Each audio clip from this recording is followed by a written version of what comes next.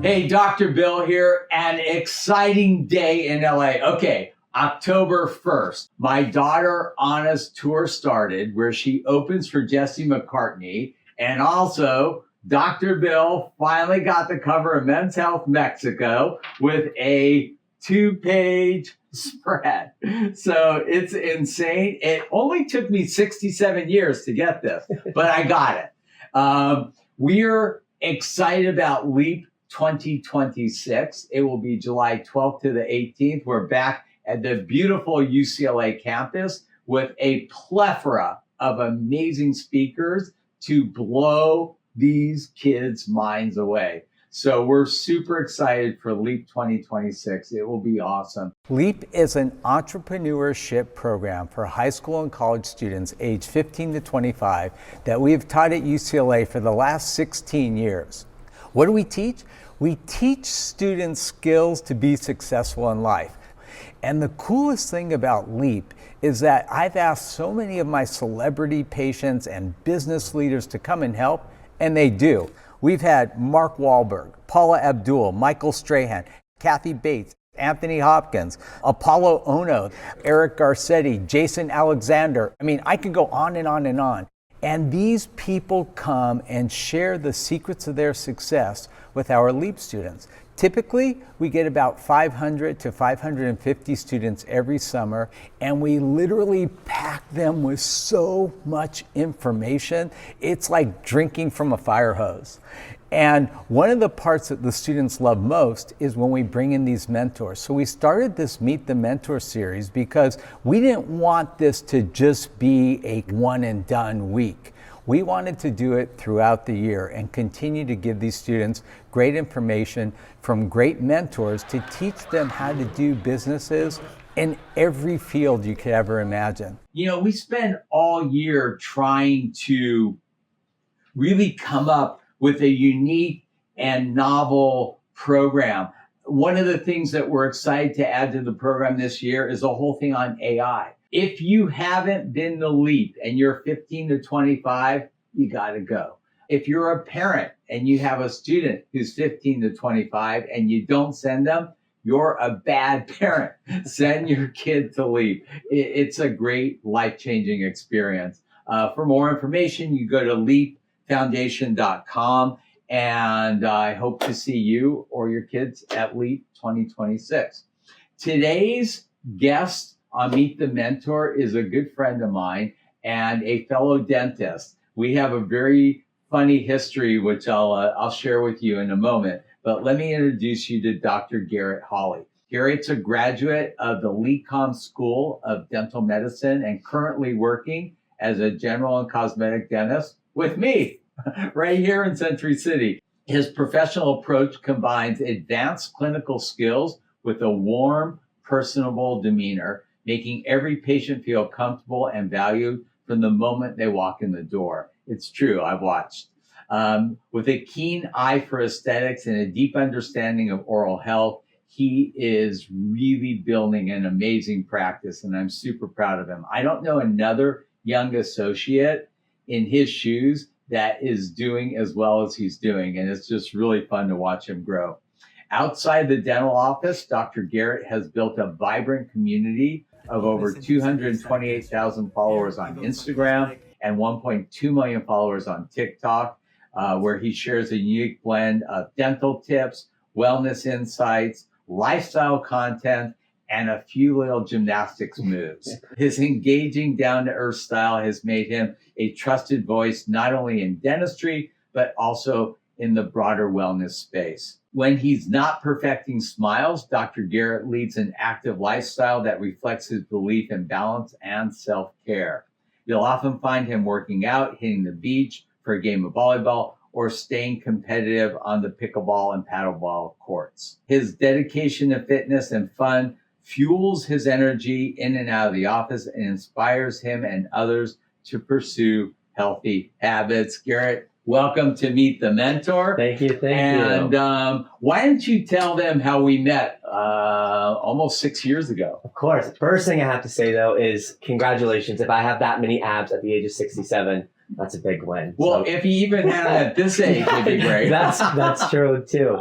We had such an interesting story bringing us together originally. It was, I think, in the middle of COVID, honestly, and I was still in dental school.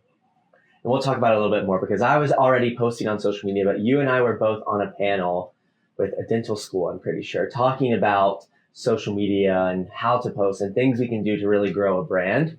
And I remember sitting on that interview panel with you and thinking, oh my gosh, Bill Dorfman is on the panel with me and I'm speaking next to him. That's crazy.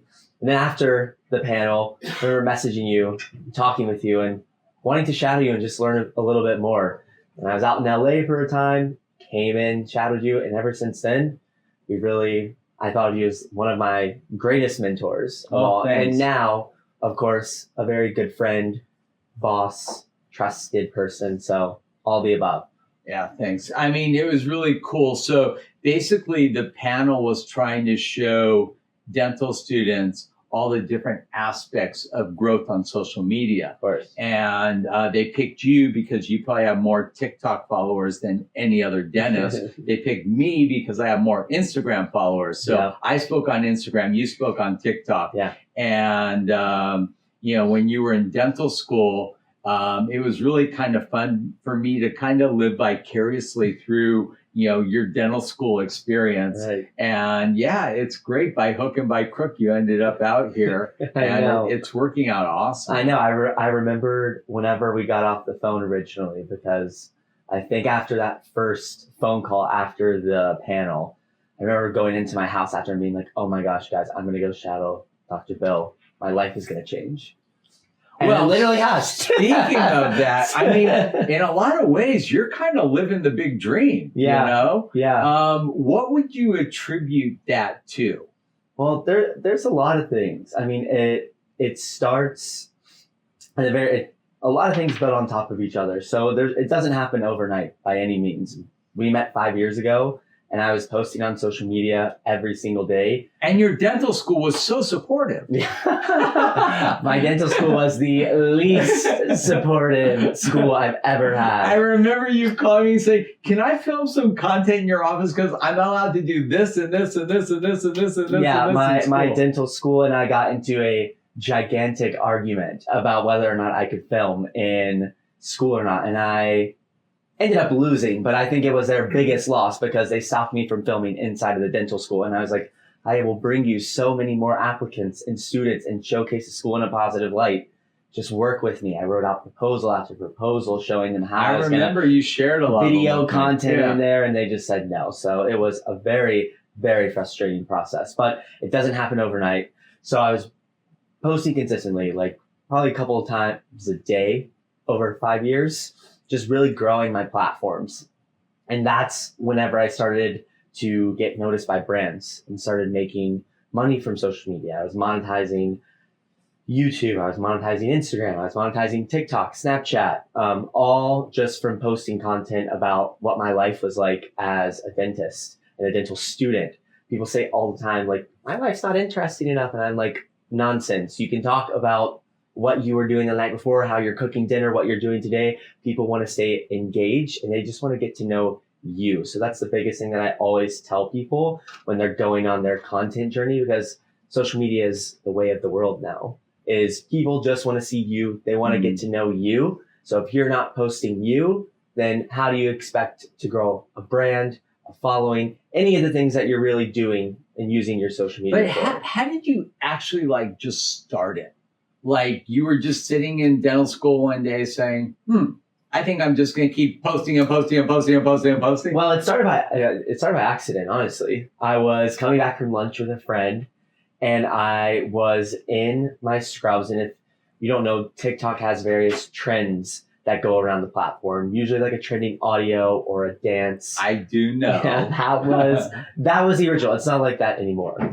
But I was coming back from lunch and my friend and I was just being annoying, goofing around. And I was like, let's just film this TikTok dance really quickly. TikTok wasn't even a thing yet. And we filmed it. I posted it, woke up the next day. It had like 10,000 views. And I was like, oh, that's kind of cool. But I would consider that viral for the time being. And I posted another video that went viral doing the same exact thing, a dance of me in scrubs. And I noticed a recurring comment over and over and over again. It was, I hate the dentist. I'm afraid of the dentist. If my dentist was like you, I wouldn't be so afraid.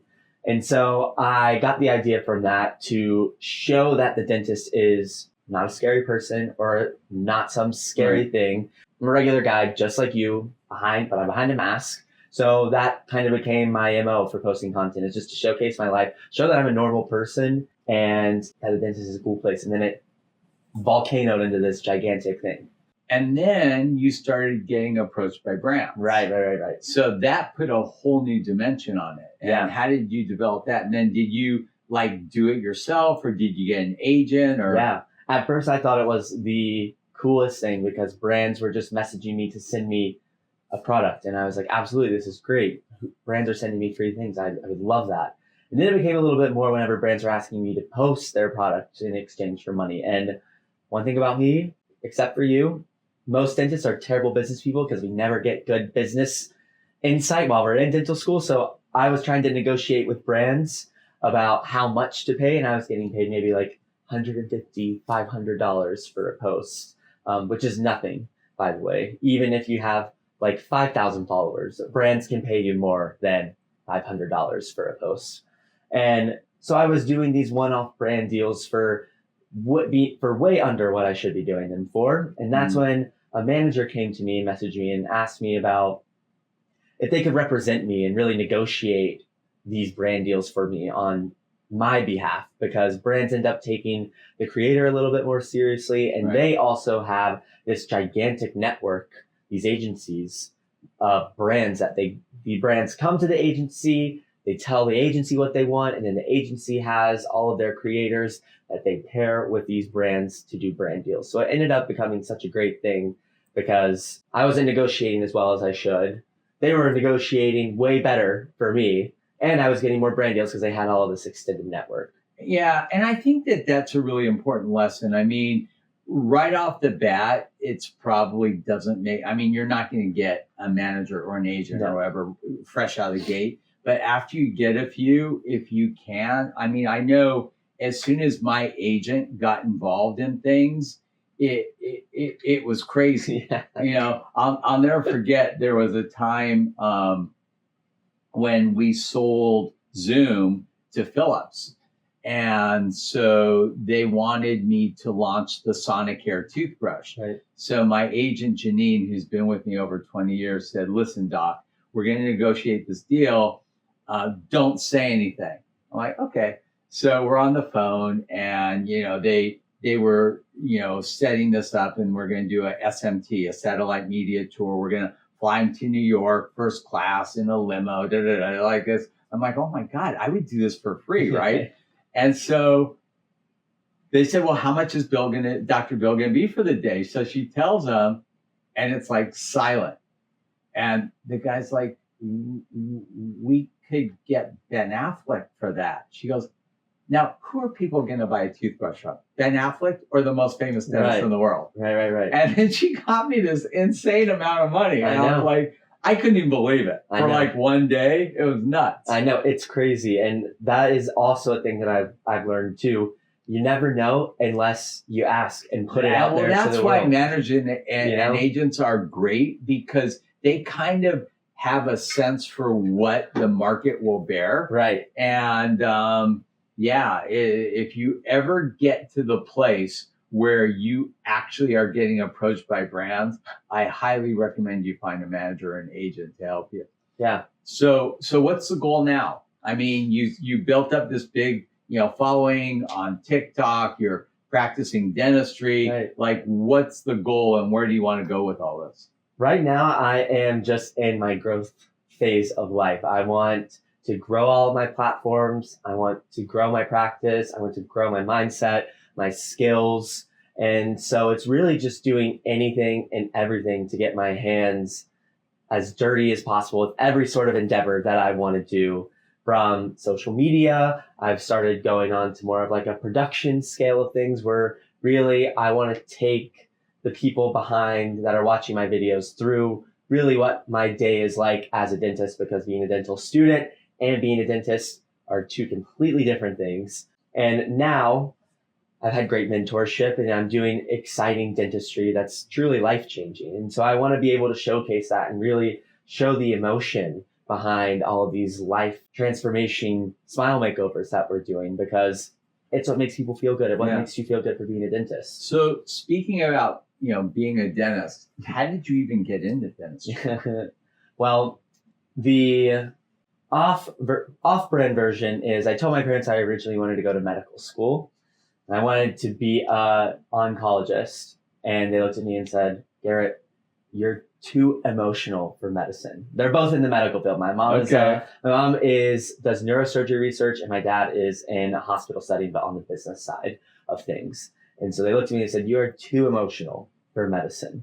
You need to look at maybe dentistry. And I was like, first mad at them, because I was like, that's so rude. Why would you tell me that I'm too emotional for anything? Cried over and it. Then so they're emotional. Yeah, so they're proving their point right there. And after going back and forth for a little bit, I started shadowing a dentist in my area. And I realized like, this is actually exactly what I wanted in a career, because it gives me the best of both worlds. I get the patient interaction that I want. I really get to grow with patients whenever they're sitting in my chair for an initial consult, follow them through treatment, even coming back for recalls and post-ops and things like that. You really get to know the patients. And that's not something that I feel like you really get in a hospital setting either. It's you're in, they're out, that's it. And also I love the balance of life that we have with being dentists. With the hospital, you're on call all the time, and you really become married to the hospital. In dentistry, you get a little bit more life balance with that. And I love that aspect, because that's been a huge way for me to get ahead in terms of content creation as well. So it's really been the best of both worlds, where I get the mix of interacting and really feeling like I'm doing a great job for my patients, but I also get that freedom to not be a dentist and kind of put that hat up and be a content creator and pour into that cup a little bit more. So it's really been perfect. It's funny. I mean, our age difference is huge. And when I applied to dental school, I got into dental school in 1980, right? Right. And were you even born? No. I was not. So I got into dental school in 1980, and at the time, dentistry was kind of a very common backup plan for people who didn't get into medical school. Yeah. And I frequently heard people say, oh, you couldn't get into medical school. And like, no, I could have gotten into medical school too. I didn't want to be a physician. I mean, I would tell people, I say, look, when you're a doctor, your patients die. Yeah. You're like, the worst thing that can happen to me is a tooth dies. Yeah, but not all 32 teeth at one time. Like, I could deal with telling somebody, oh, I'm so sorry, tooth number 19 is going to die. Yeah. But not like, oh, your 19-year-old son is going to, like, I couldn't do it. And I'll even combat that now, because I've heard it before, but I'm sure it's not as frequently, but I think dental school is harder in some ways to get in than medical school now, because there's so many more medical schools than dental schools. Not only that, but the whole evolution of medicine in America. A lot of people don't go into medicine now because they don't want to be controlled by insurance companies and all of this. We're not. Yeah. I mean, dental insurance is actually non-existent because today, when I graduated dental school in 1983, Delta Dental paid $1,500 a year. Right. Today, Delta Dental pays $1,500 a year. I know. That barely covers 2 cleanings and an exam. I know. So pretty much everything we do is cash. Right. Right. And even though it's more expensive for people, it's more liberating as the provider. 100%. Whereas, when you're a physician and everything you do is getting paid by insurance, you have to jump through a lot of hoops. Yeah. So, there are and plus the other thing I love about dentistry, I'm so artistic. I love like making stuff. Yeah. If I had to be like a therapist and sit in a room and listen to people, I think I'd fall asleep. Yeah.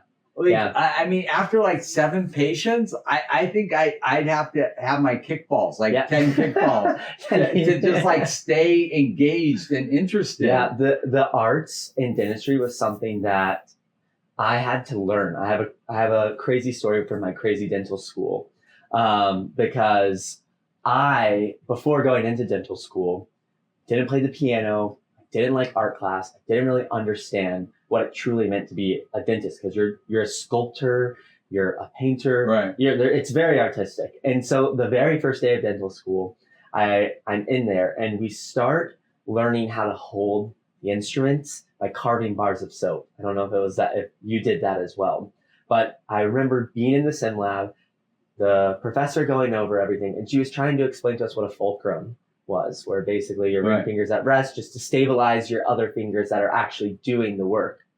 And I have never painted before. Again, I had no artistic background. I could not get this fulcrum down for the life of me. I could not figure out how to make my ring finger the stable figure and then move my other three fingers. And I couldn't do it. And my teacher saw that and she pulls me aside and goes, "What are you doing?" And I was like, "I don't know what I'm doing. That's why I'm here trying to learn right now." She goes, "Well, come with me."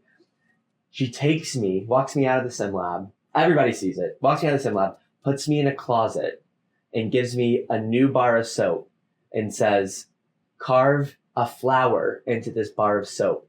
And when you think you have a good flower, come out and show me, and then you can go back in the sim lab." And I cried the whole entire time in the Well, you closet. also cried because she put you in the closet. Yeah, I cried because she put me in the closet. That's not fun. Well, I said I had to come out of the closet for the second time at that point. So I was coming out of the closet again with tears in my eyes because I carved this very poorly mediocre flower into a bar of soap, trying to learn how to fulcrum so I can use my hand appropriately. And I was like, I called my parents and I'm like, "I'm done. I'm not going back ever again. I know I'm dramatic and emotional, but I'm serious. I'm done." Went back the next day and, of course, practiced so many hours in the sim lab. And now we're here and everything's fine. It's become like a second nature to me. Yeah. But I didn't appreciate the arts as much until I was sitting in sim lab feeling like a fool of myself because I didn't know how to hold a carver appropriately. There are certain epiphanies that happen in a career. And I remember one really, really clearly is, and people won't get this unless they're a dentist, but when you're working on a patient and you're working on their upper arch, we have to learn how to work with indirect vision. Yeah. Which means instead of bending over like this and looking in their mouth, you work in a mirror. Well, when you work in a mirror, everything you see is upside down and backwards. Yeah. So you think your hand is moving left and you look in the mirror and it's moving right. And you literally need to learn how to disconnect your brain from what you think is happening and I remember how hard that was. And then one day it just like clicked in. Yeah. And now it's such second nature. Yeah. But it's always fun for me to like take friends and say, "Here, see if you could do," and they just can't. No, we can't. I remember. It's really hard. Remember that? Crazy. Yeah, it takes so much practice. That's why it's such an art, you know? All right. So big question. What's next? Well, again, growth is my mindset right now, but the biggest thing that I want to do is kind of follow in your footsteps. I know we don't like the name as much, but I started my own nonprofit called the Second Smile Project, where basically I want to give someone a second chance at their smile because everyone deserves a second chance. Things happen, people get into accidents, life gets in the way, and sometimes oral health is not the most thought about thing. Totally understandable, but everyone deserves to have a smile that they're confident in, and I want to be the person to help them achieve that smile. So really that's where my blend of social media and dentistry kind of come together because I'm allowed to showcase these amazing transformations and my passions with dentistry and also post about it and my love for social media and connecting with other people and dentists and patients even to show them my work and show them truly why dentistry is so amazing. All right. Well, Garrett, thank you so much. We actually have to go up. We both have patients. If people want to contact you, probably best on Instagram, TikTok, whatever. Instagram's better though. We'll put it all in the notes. Okay. All right. Thank you so much. It's a pleasure. All right, Dr. Bill, over and out.